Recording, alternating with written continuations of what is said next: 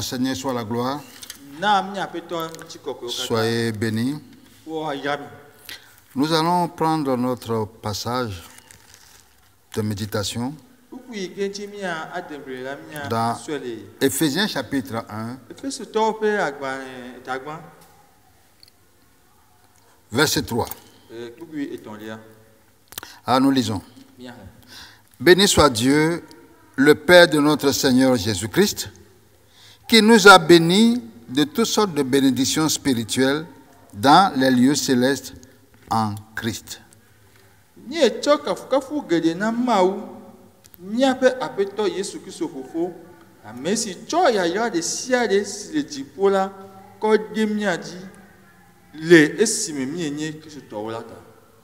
Dieu nous a bénis de toutes sortes de bénédictions spirituelles dans les lieux célestes en Christ. Nous devons reconnaître que les souffrances, les misères, même les injustices sont centrées sur le fait que Satan règne dans ce monde. Ce n'est pas dans le plan de Dieu que les hommes marchent dans la pauvreté, dans la misère.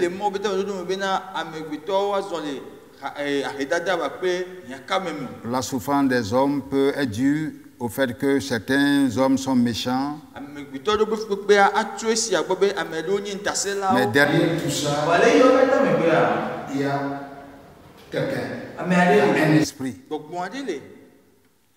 qui est l'auteur des souffrances, des maladies, des injustices. Et nous gémissons parce que ce méchant domine.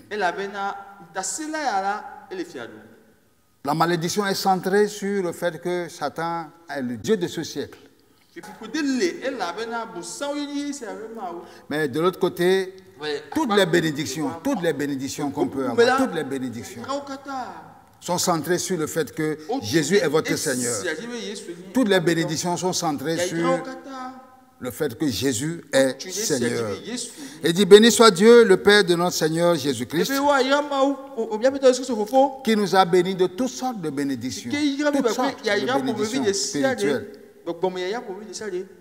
Ici, la Bible nous dit que celui qui accepte Jésus-Christ comme son Seigneur, celui qui reconnaît Jésus comme son Seigneur personnel, est béni. Est béni de toutes sortes de bénédictions spirituelles. L'homme est avant tout esprit. Dieu est esprit. Il a créé l'homme à son image. L'homme est avant tout esprit. C'est pour cela que nous ne devons pas chercher d'abord les choses matérielles, les choses de ce monde. Les choses de ce monde sont éphémères, temporaires. Celui qui prend Jésus comme son Seigneur personnel, la Bible dit que celui-là est béni de toutes sortes de bénédictions spirituelles dans les lieux célestes en Christ. Si Dieu pouvait nous ouvrir les yeux pour voir tout ce qu'il nous réserve dans les lieux célestes, mes frères et mes sœurs, les choses de ce monde ne vont pas retenir ou un temps soit peu notre cœur. Même les routes sur lesquelles nous allons marcher au ciel sont des routes dorées en or. Il y a un monde. Jésus est venu pour établir son royaume. Et c'est une réalité. Les choses physiques vont passer. Mais celui qui accepte Jésus-Christ comme Seigneur et Sauveur est déjà béni. Les choses matérielles ne font que suivre les bénédictions spirituelles. Et quelles sont ces bénédictions? La première bénédiction qui est importante, mais que nous ignorons, c'est le fait que en confessant Jésus comme notre Seigneur personnel, en lui, nous avons le pardon des péchés. Nous avons la rémission de nos péchés. Et la Bible dit, heureux celui à qui Dieu n'impute plus le péché. C'est un bonheur.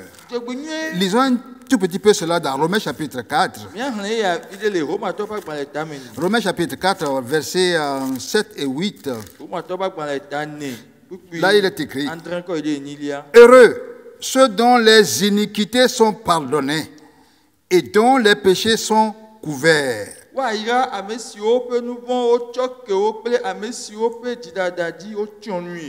Heureux l'homme à qui le Seigneur n'impute pas son péché. Heureux. Et la Bible dit que ça c'est un bonheur. C'est un bonheur. Marcher devant Dieu avec une conscience libérée. Libérée de toute condamnation. De toute accusation du diable. Marcher avec assurance devant Dieu. Parce que ton péché est couvert par le sang de Jésus-Christ. C'est un bonheur, c'est une bénédiction. Parce que Jésus-Christ est venu pour ôter le péché.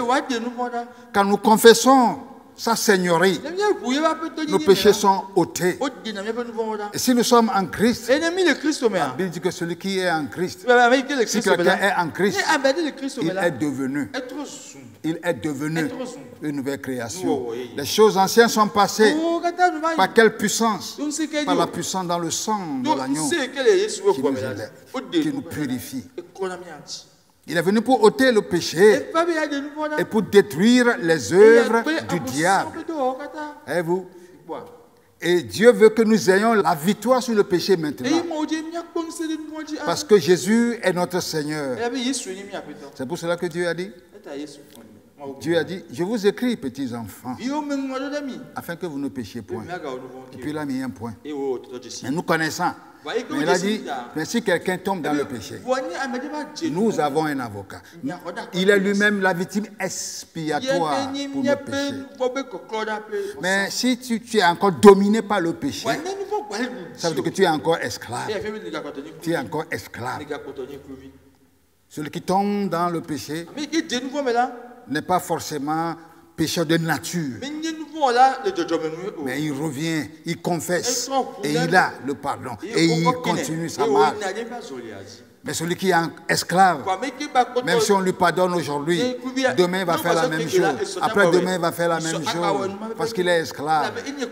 Donc il n'est pas heureux. Vous ne pouvez pas être heureux quand votre conscience est chargée de péché. Vous ne pouvez pas embrasser la lumière et en demeurant dans les ténèbres. Ce n'est pas possible. Donc, c'est une bénédiction. Heureux l'homme à qui Dieu n'impute point le péché. Deuxième source de bénédiction, la Bible dit que en Christ, Dieu nous a délivrés de la puissance des ténèbres et nous a transportés. Il nous a transportés dans le royaume du Fils de son amour, celui en qui nous avons la rédemption. Colossiens 1, versets 12 et 13. Colossiens chapitre 1, versets 12 et 13.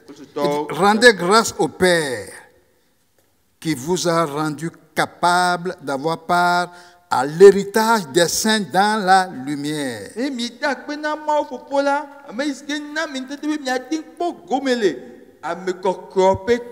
Qui nous a délivrés de la puissance des ténèbres et nous a transportés dans le royaume du Fils de son amour.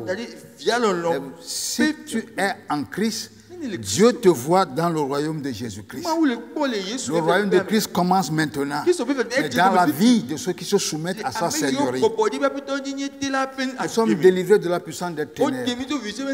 Et maintenant nous appartenons au royaume de Jésus-Christ. Non seulement nous appartenons à son royaume, mais la Bible dit que nous sommes maintenant un seul esprit avec le Seigneur Jésus. Il y a une union avec le Seigneur Jésus. La Bible dit que celui qui s'attache au Seigneur est avec lui un seul esprit. Si nous pouvons avoir cette conscience que Dieu a fait cette œuvre dans le monde spirituel et qui nous a unis à Christ, et nous sommes un seul esprit, nous allons marcher avec assurance dans ce monde et glorifier son nom. Le mensonge ne régnera plus sur nous. On ne peut rassembler les enfants de Dieu pour leur raconter des mensonges. On n'a pas besoin de faire ça. Nous devenons une seule plante Et vous, notre union est tellement forte que pour la décrire, le Saint-Esprit a utilisé comme illustration le sceptre et le sarment. J'ai dit, je suis le sceptre et vous êtes les sarments. Le sceptre et le sarment sont une seule plante. Une seule plante. La vie qui traverse le sceptre, c'est la même vie qui traverse les sarments. Et si tel est le cas, ça se traduit par les fruits que nous portons.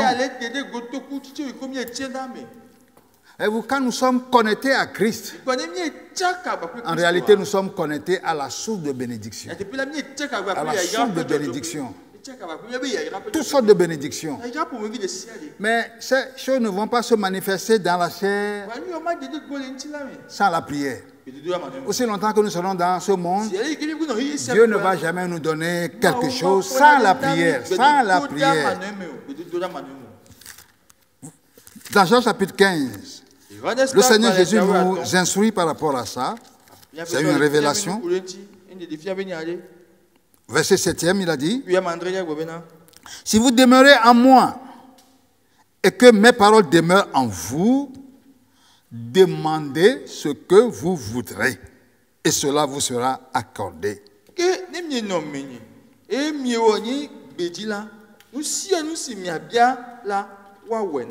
Voyez-vous, nous voyons que en Christ, la Bible dit que Dieu nous a délivrés de la puissance des ténèbres et nous a transportés dans le royaume du Fils de son amour. Et il nous a unis avec son Fils. Et nous formons une seule plante avec Christ. Il est le cèpe, nous sommes les sarments. Et le Seigneur lui-même dit, si vous demeurez en moi. Quand est-ce que nous demeurons en lui? Nous demeurons en lui quand nous sommes nés de nouveau. Nous demeurons en lui lorsque nous l'acceptons comme notre Seigneur et Sauveur personnel. À tous ceux qui l'ont reçu, ils ont le pouvoir de devenir enfants de Dieu. Enfants de Dieu. En tant qu'enfants de Dieu, nous sommes en lui. Maintenant, il dit, si ma parole aussi demeure en vous, les chrétiens négligent la parole de Dieu. Et ils sont enfants de Dieu, mais ils ne savent pas ce que Dieu leur donne. Parce que sans la parole, Dieu ne fera pas grand-chose dans notre vie. Et si la parole demeure en nous, ça nous conduit à une vie de prière réelle. Alors, la prière se base sur ce que Dieu a déjà dit. Pour demander quelque chose à Dieu, on ne demande pas en l'air, mais on demande selon ce que Dieu a déjà révélé, selon sa volonté.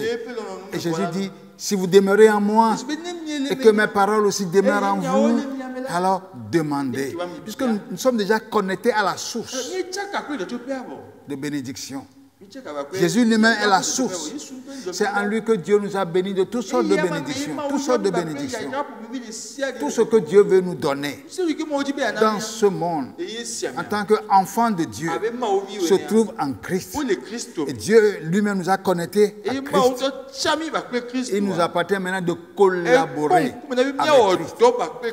Comment est-ce que nous collaborons avec lui? En rejetant nous-mêmes ce qui est injuste, en rejetant nous-mêmes ce qui est faux, en sortant de ce qui est ténèbres pour chercher ce qui est vrai, ce qui est pur, ce qui est digne d'approbation. Et quand nous demeurons en lui et nous marchons dans la lumière comme il est lui-même dans la lumière, alors il nous écoute. Parce que la seule chose qui nous empêche d'entrer dans notre héritage, c'est le péché. La seule chose qui nous empêche d'entrer dans notre héritage. Parce que le péché sépare toujours de Dieu, parce que Dieu est saint. Mais gloire soit rendue à Dieu pour le sang de l'agneau. Le sang de l'agneau. Ce sang est porté devant le trône de Dieu pour nous laver de nos péchés. Chaque fois que nous confessons, chaque fois que nous nous humilions pour reconnaître nos manquements, le sang est là pour agir en nous. Et alors nous sommes encore reconnectés au trône. Ça veut dire que si nous sommes en Christ, nous devenons une seule plante avec le Seigneur et pour jouir de toutes nos bénédictions dans ce monde, il nous faut développer une vie de prière. Prière basée sur sa parole. Et Jésus-Christ, lorsqu'il était avec ses disciples, il leur avait enseigné à prier. Parce que les disciples ont vu Jean-Baptiste qui priait. Ils ont vu Jean-Baptiste qui a enseigné à ses disciples comment prier. Et ils sont venus à Jésus-Christ. Seigneur, enseigne-nous à prier. Il leur a donné un modèle de prière. Priez comme suit. Notre Père qui est aux cieux, etc. Que nous récitons. Mais avant d'aller sur la croix, il a changé les règles de comment prier. Jean chapitre 16, versets 23 et 24. Il leur disait ceci. En ce jour-là, vous ne m'interrogerez plus sur rien. En vérité, je vous le dis, ce que vous demanderez au Père, il vous le donnera en mon nom. Il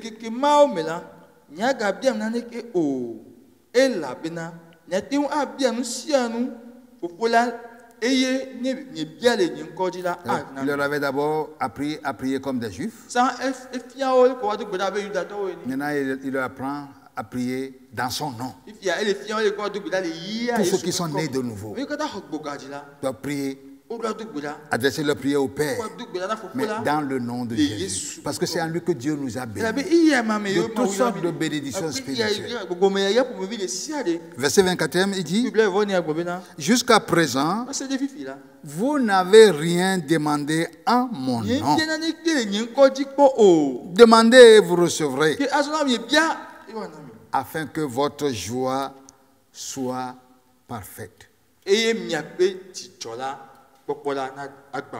Bien-aimés, c'est vrai qu'en Christ, Dieu nous a bénis de toutes sortes de bénédictions spirituelles. Mais dans les lieux célestes, vous êtes esprit. C'est pour cela que nous sommes d'abord bénis spirituellement. Mais dans ce monde, pour que Dieu agisse, pour nous donner selon son plan, bien que connaissant nos besoins, Dieu connaît nos besoins, mais il ne va rien te donner dans ce monde sans la prière. Parce qu'au début, il avait donné toute l'autorité à l'homme sur ce monde, sur cette terre. Mais c'est l'homme qui a tout cédé au diable.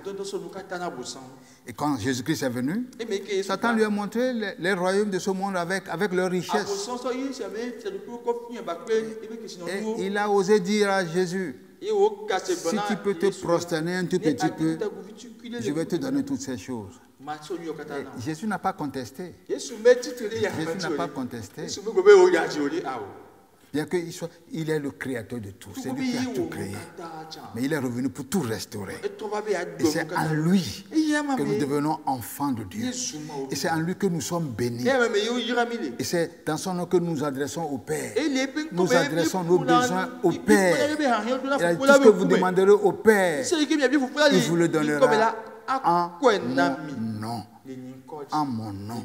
Ça voudra dire que quand nous sommes en Christ, nous ne devons pas nous amuser avec notre vie de prière. Nous ne devons pas nous amuser avec les temps de méditation. Nous devons avoir des temps de communion. Quand nous marchons dans la vérité, quand nous marchons dans la lumière, comme il est lui-même dans la lumière, nous sommes en communion les uns avec les autres. Et le sang de Jésus nous purifie. Et c'est en ce moment que nous sommes forts, comme l'église de Jésus-Christ. L'église qui est la colonne et l'appui de la vérité. Et dans l'église, seule la vérité prévaudra. Seule la vérité régnera, pas autre chose. Et seule la justice régnera, pas autre chose. Demeurons en lui, en sachant que en lui, Dieu nous a bénis de toutes sortes de bénédictions. Et nous avons accès à son nom pour adresser nos requêtes au Père. Que Dieu vous bénisse dans la communion du Père, du Fils et du Saint-Esprit. Et dans le nom au-dessus de tout nom, le nom de Jésus. Amen. Amen.